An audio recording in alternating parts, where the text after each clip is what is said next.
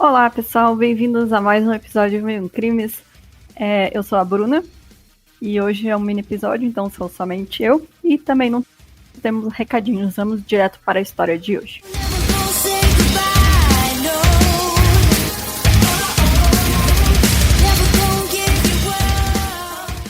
Scott Lee Peterson nasceu no dia 24 de outubro de 1972 em San Diego, na Califórnia. Os pais dele eram o Lee Arthur Peterson, que era o dono de uma empresa de caixas e embalagens, e a Jacqueline Helen Latham, que tinha uma loja de roupas. A Jack, como era conhecida sua mãe, e o Lee se casaram depois de seus respectivos casamentos anteriores não darem certo. Eles tinham outros 6 filhos das relações anteriores, 3 cada um, se eu não me engano, e o Scott era o único filho deles que eles tiveram juntos. Então, desde criança, o Scott gostava de jogar golfe e tinha muito talento para isso. Aos 14 anos, ele já ganhava do pai dele no jogo e ele planejava se tornar um atleta profissional do esporte.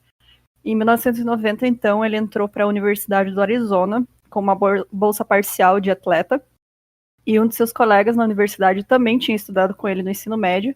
O nome desse cara era Phil Mickelson. E ele era considerado o melhor jogador júnior de golfe do país.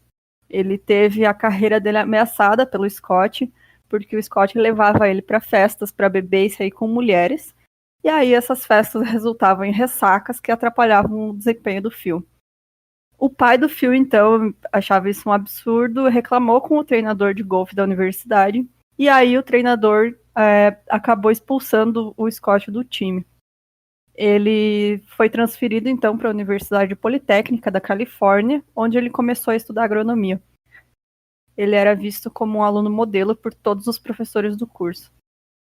Enquanto ele estudava, o Scott começou a trabalhar em um restaurante, e um de seus colegas de trabalho recebia visitas constantes de uma vizinha, que era sua grande amiga, e o nome dessa vizinha era Lacey Denise Rocha. Ela também estudava na Universidade Politécnica, ela cursava horticultura ornamental, e era por volta de 1994 quando os dois se conheceram. A Lacey tinha por volta de 20 anos e o Scott tinha uns 22, se eu não me engano.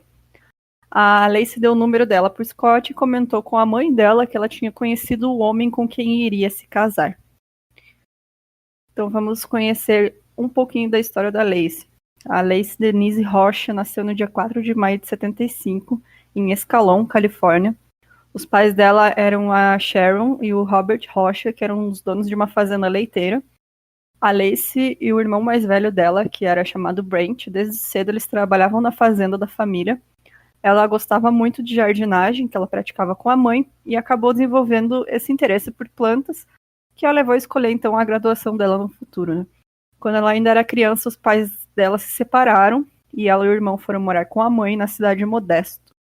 Eles ainda visitavam o pai na fazenda regularmente, nos finais de semana, e com o tempo os pais acabaram se casando com outras pessoas que sempre trataram bem a Lacey e o Brent. Então ela teve uma infância muito boa, muito se desenvolveu bem, né? Então não aconteceu nada de errado ali, a separação dos pais não foi traumática nem nada. A Lacey era líder de torcida no ensino médio, onde depois de se formar ela foi para a Universidade Politécnica da Califórnia. E aí, depois que ela deixou o número dela pro Scott, não demorou muito até que ele ligasse para ela e os dois logo começaram um relacionamento. O primeiro encontro deles foi planejado para ser algo super especial, foi uma viagem de barco para pesca em águas profundas, mas acabou não saindo muito bem porque a Lacey ficou enjoada em alto mar e começou a passar mal. Mas acabou tudo dando certo, eles se deram bem, o relacionamento dos dois estava cada vez mais sério. Então, quando eles completaram 2 anos de namoro, eles resolveram morar juntos. E aí, em 97, eles se casaram, depois de se formar, e eles abriram um bar esportivo chamado The Shack, que inicialmente não fez muito sucesso, mas como eles focavam em passar jogos nos finais de semana, as pessoas começaram a gostar de ir lá para assistir os jogos, e então esse bar acabou crescendo, fez muito sucesso na cidade. Os Peterson, então, tiveram o bar por alguns anos, mas eles sentiam que estava na hora de começar uma família, e eles não queriam continuar trabalhando nos finais de semana para poder se dedicar a isso, né? Você trabalhar com um bar, você não tem descanso, basicamente. Então, no ano 2000, eles venderam o bar e se mudaram para Modesto, que era a cidade natal da Lacey. E em outubro daquele ano, eles compraram uma casa em um bairro de classe média. E aí, logo depois disso, a Lacey já começou a trabalhar como professora substituta e o Scott conseguiu um emprego em uma empresa de fertilizantes. A Lacey estava muito animada para ter filhos, ela gostava de cuidar da casa, fazer comida, receber visitas.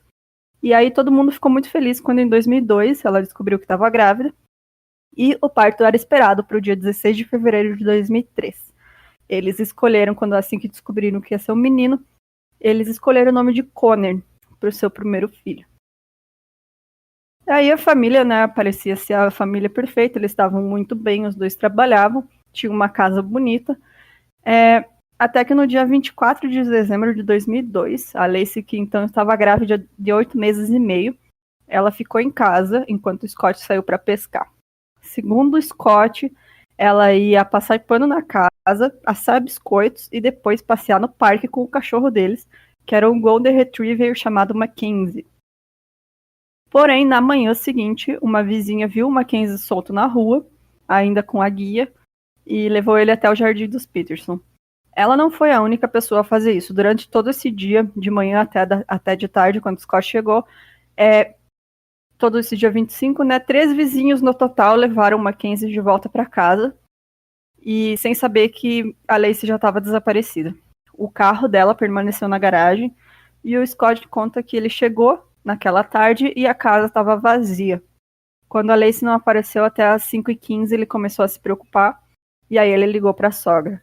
Meia hora depois, ainda sem nenhum sinal da Lacey e preocupados que algo pudesse ter acontecido relacionado à gestação, o padrasto dela, que era chamado de Ron Grantski, ele ligou para a polícia informando seu desaparecimento. Aí, quando a polícia chegou na casa, eles encontraram a bolsa e as chaves da Lacey guardadas no armário, onde ela sempre deixava. A mesa de jantar estava posta para o jantar de família naquela noite e presentes embrulhados embaixo da árvore de Natal. Um dos policiais também encontrou algo que chamou a atenção dele, que era em cima do balcão da cozinha, que tinha uma lista telefônica e ela estava aberta em uma página ocupada inteiramente pelo anúncio de um advogado de defesa. Apesar da família toda estar entrando em desespero, o Scott se mantinha extremamente calmo.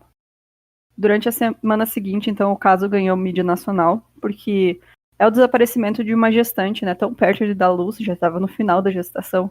Isso chamou a atenção de muita gente, e logo vários grupos de busca começaram a ser organizados para tentar encontrar a Lacey. A polícia usava helicópteros e cães para tentar encontrar ela, e as pessoas faziam esses centros de voluntários para tentar achar qualquer informação possível.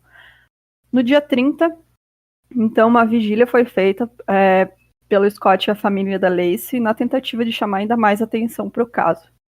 O que o Scott não sabia era que a polícia estava vigiando ele já fazia uma semana, depois que a amante dele, chamada Amber Frey, havia denunciado ele e deixado as autoridades grampearem seu telefone para pegar o Scott mentindo sobre o que ele sabia. Então vamos a como esses dois se conheceram. Foi uma convenção de trabalho que o Scott foi em outubro de 2002. A Lacey estava grávida de 6 meses nessa época.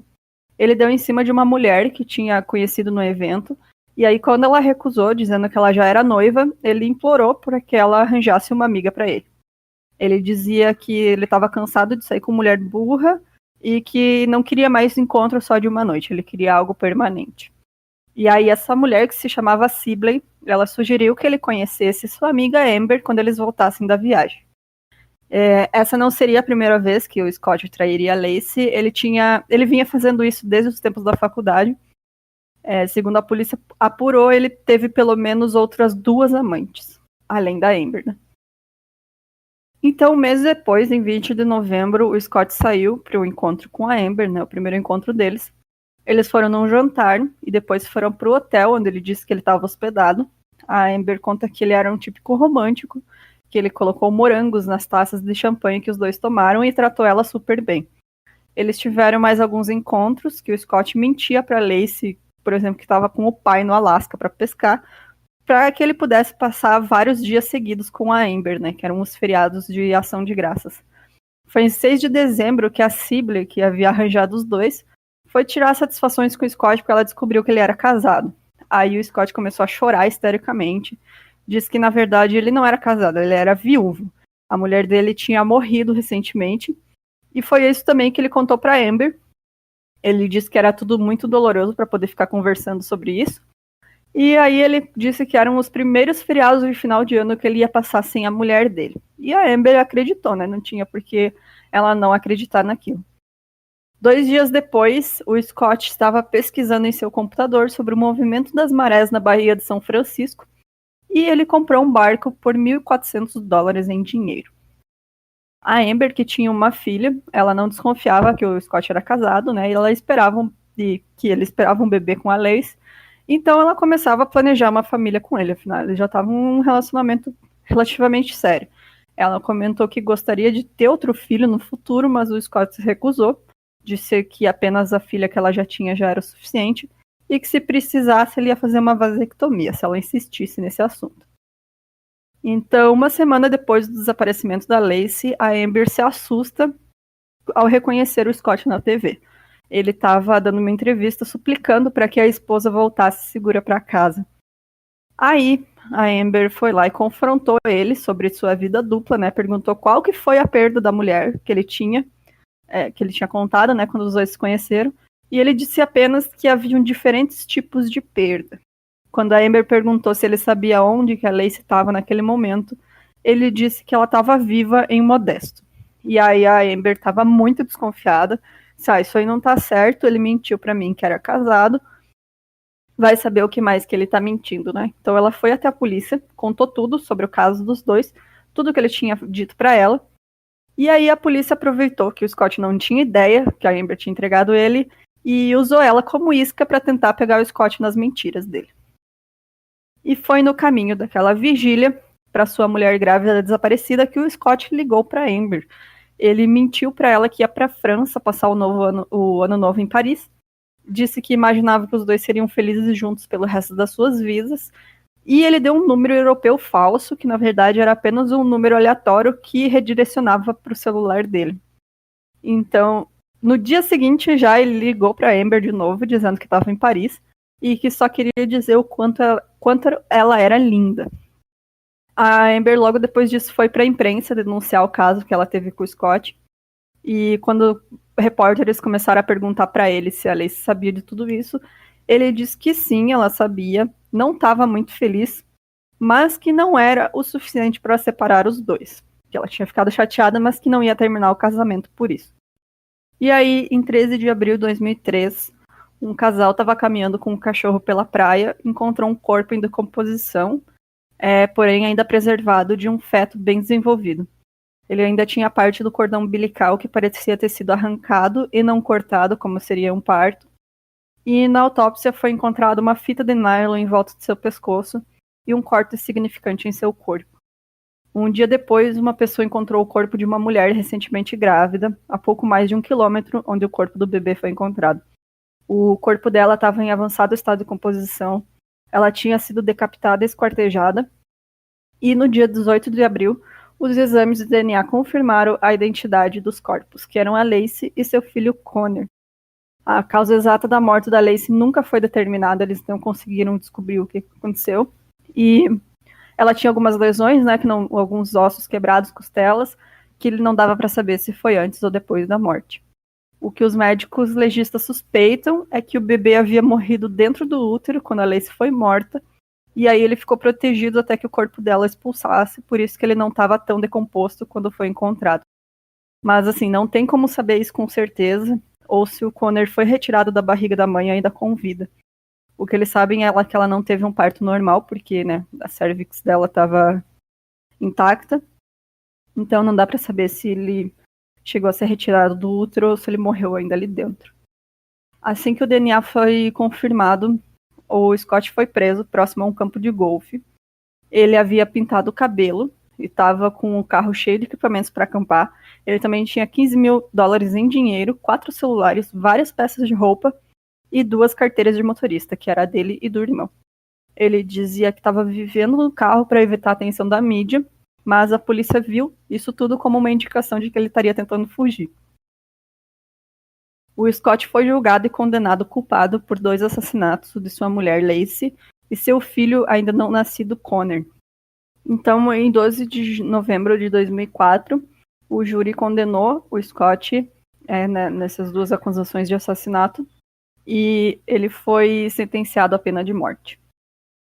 Ele ainda está preso hoje em dia, né? Porque existe aquelas coisas de apelação nos Estados Unidos. Também teve algumas leis que foram mudadas na Califórnia, então faz anos já que o estado não executa nenhum preso que está no corredor da morte. Então, atualmente ele tem 47 anos e ainda está preso em San Quentin, na Califórnia.